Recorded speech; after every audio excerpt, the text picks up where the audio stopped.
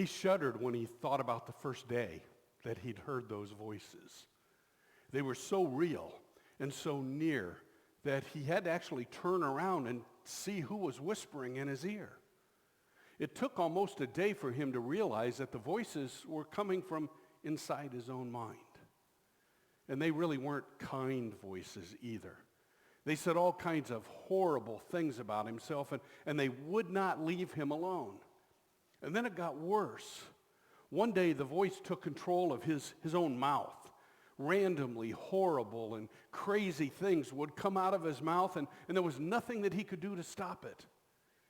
He tried to explain his struggles to his family and those nearest him, but nobody understood. He'd already lost all hope when multiple voices took over his mind and his body as well, to the point that the people in his village, with his own parents' approval, would chain him up, literally, chain him up in a cemetery. The message could not have been clearer. They didn't want him around. They preferred if he'd just die. And he tried to scream, "I'm the victim here," but no words would come out. Then one day he found himself walking along the beach, and there was this unmistakable fear in the voices inside his head, fear that he had never sensed from them before. Something about a man named Jesus, who turned out to be on a boat nearby, coming towards the shore. And as it approached, the voices inside his head started getting louder, pressing him to run to the hills, to flee, to get out of there as fast as he could.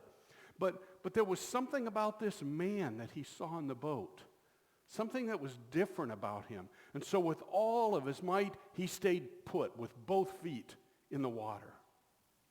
Now, he didn't have any idea who this man in the boat was, or that he was about to change his life forever. You know, it's really quite a story. And maybe you know how it ends, maybe you don't. So what we're going to be doing this Sunday is we're going to be exploring the story of the healing of the demoniac as we enter week 3 of our series that's entitled Made for Mission. You actually might want to read through the first 20 verses of Mark chapter 5 to prepare. It's supposed to be pretty cold out on Sunday morning, but we plan on being at the church for in-person worship, and I hope that you can join us.